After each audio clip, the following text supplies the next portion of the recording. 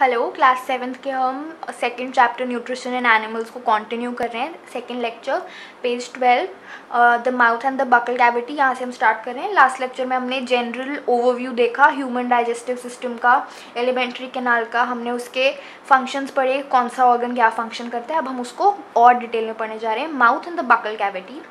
Food is taken into the body through the mouth. The process of taking in food into the body is called ingestion. important, ये सब कुछ भी हमने last lecture में discuss किया था. what is ingestion? digestion.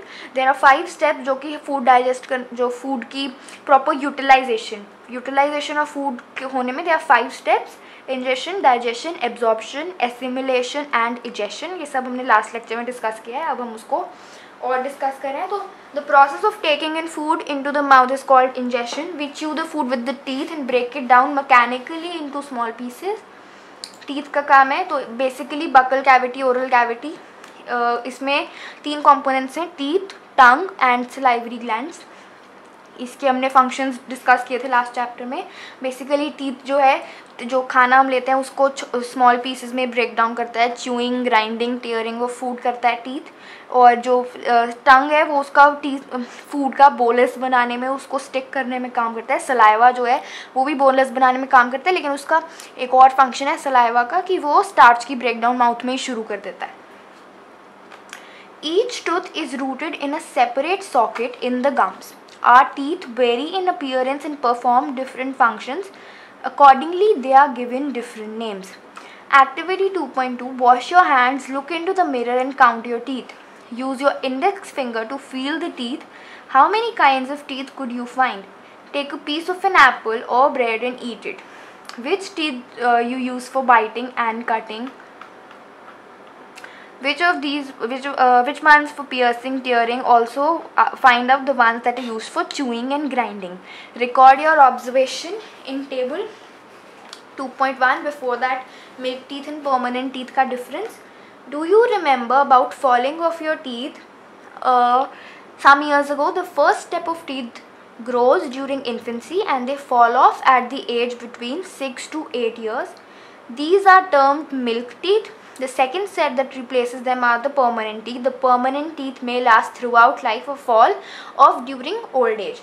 तो इसमें जो permanent teeth है और जो milky teeth या milk teeth हम बोलते हैं, उसका डिफरेंस बता रहे हैं. तो जब हम पैदा होते हैं हमारे पास मिल्क टीथ, पहले तो हमारे पास टीथ नहीं होते. जैसे जैसे जो टीथ आते हैं इन्फेंसी में वो मिल्क टीथ हैं और वो गिर जाते हैं, टूट जाते हैं व्हेन वी आर 6 और 8. और उसके बाद जो टीथ आते हैं उसको हम बोलते हैं परमानेंट टीथ, जो कि हमारे साथ थ्रू आउट लाइफ रह सकते हैं अगर हम उनकी प्रॉपर केयर करें तो थ्रू आउट लाइफ, नहीं तो वो ओल्ड एज में जो है झड़ जाएंगे, वो भी गिर जाएंगे. और उसको बोलते हैं milk teeth and permanent teeth. इसका एक डिफरेंस आ सकता है वन वर्ड, वन लाइन में. Buju is fascinated by the highly coiled small intestine seen in figure 2.2. He wants to know its length. Would you like to make a wild guess? We have given its approximate length on page 16. And जो small intestine है it's basically longer than large intestine. यहाँ पे लिखा नहीं है. Just imagine how long a small structure is accommodated in a small space within our body. तो basically हमारी जो स्मॉल इंटेस्टाइन है वो 6 to 7 मीटर्स लॉन्ग होती है. 6.5 7 मीटर्स लॉन्ग स्मॉल इंटेस्टाइन. और वो स्मॉल इंटेस्टाइन जो है लार्ज इंटेस्टाइन से लंबी होती है. But why is it called small? क्योंकि उसका डायामीटर छोटा है. लार्ज इंटेस्टाइन का जो डायामीटर है वो बड़ा है. तो लार्ज इंटेस्टाइन मोटा है, लंबा नहीं है. जो ज़्यादा लॉन्ग ट्यूब है वो स्मॉल इंटेस्टाइन है. It's 6 to 7 metres long. Okay, table 2.2 इसके अंदर हम पढ़ रहे हैं what are the functions of teeth. तो there are first of all 4 types of teeth जो यहाँ पे पड़े हुए हैं, यहाँ पे जो हम देख रहे हैं. फर्स्ट जो आगे फ्रंट में है, दीज आर कॉल्ड इंसाइजर. उसके बाद जो उसके साथ 2 टीथ हैं उनको कहते हैं कैनाइन. उसके बाद प्री मोलर और लास्ट वाले इज मोलर. तो जो हमारे फ्रंट टीथ है इंसाइजर, फ्रंट में ये फ्रंट यहाँ से है incisor, canine, premolars and molars. तो जो इंसाइजर्स हैं इनका काम होता है फॉर कटिंग, बाइटिंग जो च्यूइंग एंड ग्राइंडिंग है they are molars, premolars. Piercing and tearing is canine. So incisor, canine, और यहाँ पे premolars and molars. Our mouth has salivary glands which secrete saliva. Do you know the action of saliva on food? Let us find out. तो saliva क्या करता है, starch जो है, जो कार्बोहाइड्रेट्स है, जो शुगर है, उसको ब्रेक डाउन करता है ग्लूकोज में.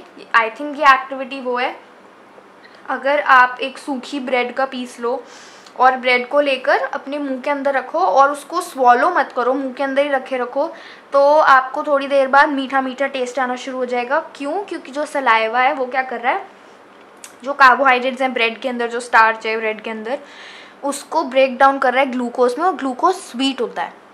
तो ये एक्टिविटी शायद वही है. Take 2 test tubes, label them A and B. In test tube A put 1 teaspoonful of boiled rice. In test tube B, keep 1 tablespoon of boiled rice after chewing it for 3 to 5 minutes. Add 3 to 4 ml of water in both the test tubes.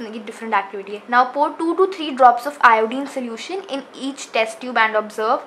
Why is there a change in color in the test of tubes? Discuss the result with your classmate. The saliva breaks down starch into sugar.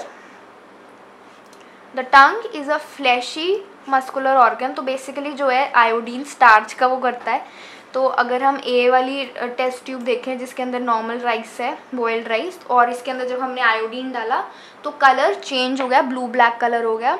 क्यों हो गया? क्योंकि हमको पता है boiled rice के अंदर starch है, लेकिन जब हम च्यू करके 3-4 मिनट्स च्यू करके डालते हैं तो वो जो स्टार्च है वो शुगर बन गया. अब स्टार्च नहीं रहा, सिंपल सब्सटेंस बन गया है. तो इसके अंदर जब आप आयोडीन सोल्यूशन डालोगे तो आप देखोगे there is no change in colour. इसका मतलब जो स्टार्च है अब वो बॉइल्ड राइस में नहीं रहा, उसकी ब्रेक डाउन हो गई शुगर में या फिर ग्लूकोज में.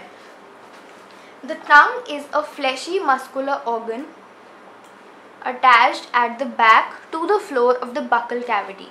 It is free at the front and can be moved in all directions. Do you know the function of tongue? We use our tongue for talking. Besides, it mixes saliva with food. Function of tongue is very important. During chewing and helps in swallowing food. We also taste food with our tongue क्योंकि हमारी tongue पे taste buds हैं. It has taste buds that detect different taste of food. We can find out the position of taste buds by the following activity. Activity 2.4. Prepare a separate sample each of sugars, common salt, lemon juice, juice of crushed neem leaf or bitter gourd. Blindfold one of your classmates and ask him or her to take the tongue and keep it straight and flat position. Use a clean toothpick to put the above samples one by one on different areas of the tongue as shown. Use a new toothpick for each sample. Ask the classmate which areas of the tongue could detect the sweet, salty, sour, bitter substances. Write down your observation in 2.6. Repeat the activity with your classmates. Although हम अभी भी school के अंदर ये पढ़ाते हैं कि जो टंग पे टेस्ट बड्स हैं वो ये पोजीशन में है जैसे इन्होंने किया हुआ है, बट इट्स नॉट ट्रू. अब ये प्रूव हो गया है कि जो टेस्ट बड्स होते हैं वो हमारी टंग पे फुली स्कैटर्ड हैं. वहाँ देयर आर नो रीजन्स कि हाँ सामने वाला सॉल्टी एंड सबसे बैक वाला लाइक दिस इज़ सॉल्टी, ये वाला इज़ स्वीट या सॉरी इट्स बिटर. तो ऐसा नहीं है. अब जो हमको पता है कि फुल टंग पे टेस्ट बड स्कैटर्ड हैं तो हमको फुल टंग पे टेस्ट आता है. There are no reasons. लेकिन स्कूल में हम अभी भी ये पढ़ते हैं, लेकिन अब ये सही बात नहीं रही. ये first blue boxes. Sweets and tooth decay. Normally bacteria present in our mouth but they are not harmful to us. However, if we do not clean our teeth and mouth after eating, many harmful bacteria also begin to grow and live. These bacteria break down sugar present from the leftover food and release acid. This acid gradually damages the teeth and is called tooth decay. It is not treated in time. It causes severe toothache and is in extreme cases result in tooth loss. Chocolate, sweet, cold drink and other sugar products are the major culprit of tooth decay. Therefore, one should clean teeth with a brush or datun or dental floss. A strong special strong thread which is moved between two teeth to take out trapped food particles at least twice a day, and rinse the mouth after every meal. Also, one should not put dirty fingers or unwashed objects in the mouth. Stages दिखा रहा है tooth decay की. पहले tooth ऐसा है जैसे bacteria ने acid release करना शुरू किया, जो टीथ है वो खाली अंदर से खाली होने लग जाता है, मतलब टूथ खाली हो जाता है. देयर इज कैविटी, उसको हम बोलते हैं कैविटी इज व्हाट, खाली हो जाती है जब कोई चीज़. तो ऐसे टीथ खा लेते हैं वो जो हार्मफुल बैक्टीरियाज हैं. Sometimes when you eat in a hurry, talk or laugh while eating, you can get hiccups or a choking sensation. This is important. What is the cause of hiccups or choking sensation? ये question आ सकता है. This happens when food particles enters the windpipe. The windpipe carries air from nostrils to the lungs. It runs adjacent to the food pipe, but inside the throat, air and food share a common passage. Then how is food prevented from entering the windpipe? During the act of swallowing, a flap-like valve closes the passage of the windpipe. इस flat-like valve को हम epiglottis बोलते हैं. नहीं लिखा हुआ है यहाँ पे, लर्न करने की जरूरत नहीं. General information, it's called epiglottis. Closes the passage of windpipe and guides the food into the food pipe. If by any chance food particle enters the windpipe, we get choked or get hiccups. तो इसको समझने के लिए अगर हम वापस ऊपर वाले जाएं यहाँ डायग्राम पे, तो अगर हम देखें तो यहाँ पे ये दो पाइप्स बने हुए हैं. ईसोफेगस, यहाँ पे आप देखो ये ईसोफेगस 1 और ये साथ में यहाँ पे, पर इन्होंने शो नहीं किया. तो what is this? This is the wind pipe, जो कि नीचे जाके यहाँ पे लंग्स होती हैं, लंग्स में जाएगी. तो this is the wind pipe, ये ईसोफेगस है. और यहाँ पे जिसे हम देख सकते हैं यहाँ पे कॉमन पैसेज है, यहाँ पे होता है एपिग्लॉटिस. वो फ्लैप लाइक थिंग होती है जो कि जब हमने खाना च्यू किया तो वो विंड पाइप ब्लॉक कर देगी, जब हम सांस ले रहे हैं तो वो फूड पाइप ब्लॉक कर देगी. ये करता है एपिग्लॉटिस. तो ये उसके लिए काम करता है. लेकिन कभी कभार अगर हम जैसे बाई चांस खाना खाते खाते सांस ले लें तो वो कभी कभार फूड जो है विंड पाइप में चले जाता है, जिसकी वजह से हमको चोकिंग, जो बहुत ज़्यादा खांसी होती है, जो चोकिंग फीलिंग होती है, वो उसकी वजह से होती है.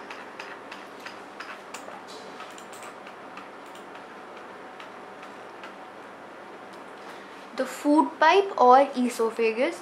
The swallowed food passes into the food pipe or esophagus. Look figure 2.2. The food pipe runs along the neck. Here a food alimentary canal or stomach. And the chest. Food is pushed down by the movement of wall of the food pipe.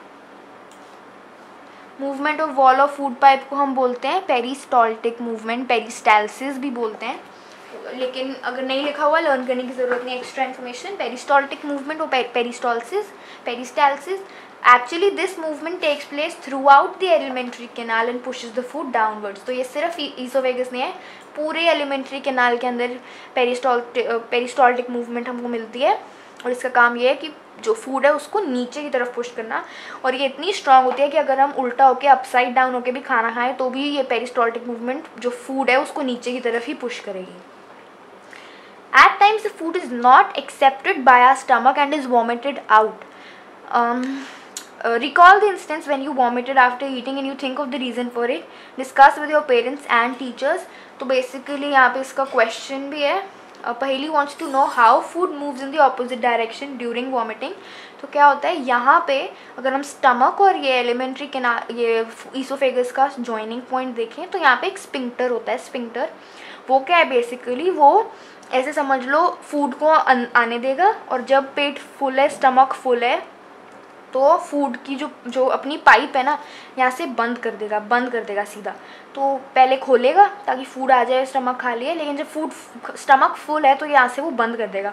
तो बंद करने से क्या होता है, जो food है वो फूड पाइप के अंदर एक्यूमुलेट होने लग जाता है. यहाँ पे ही क्योंकि फूड यहाँ पे रुकता रहेगा, स्टमक में जाएगा नहीं, तो यहाँ पे फूड आता रहेगा. एलिमेंट्री कैनाल में फूड जब भर जाएगा ज़्यादा तो जो है पेरिस्टॉल्टिक उल्टी डायरेक्शन में शुरू हो जाएगी. पहले डाउनवर्ड डायरेक्शन में पेरिस्टॉल्सिस हो रही थी, अब उल्टी डायरेक्शन में पेरिस्टॉल्सिस होगी, यानी कि अपवर्ड मूवमेंट में पेरिस्टॉल्सिस होनी शुरू हो जाएगी. और उसकी वजह से जो फूड है वो बाहर आ जाएगा, वॉमिट जो जिसको हम कहते हैं उसको, वो ये रीज़न है. कि जब खाना पेट में फुल हो जाता है तो वो बंद कर देता है। स्फिंक्टर लगा हुआ है वहाँ पे एक, जो कि स्फिंक्टर जो है वो बंद कर देता है जो पैसेज है ईसोफेगस से स्टमक का, जिसकी वजह से फूड जो है फूड पाइप में अक्यूमुलेट होने लग जाता है और उसको बाहर जाना है, कहीं तो जाना है उसको, तो वो अंदर स्टमक में नहीं जा सकता, तो वो उसको एंड उल्टी पेरिस्टॉल्सिस जो मूवमेंट होती है और उसको बाहर फेंक देता है।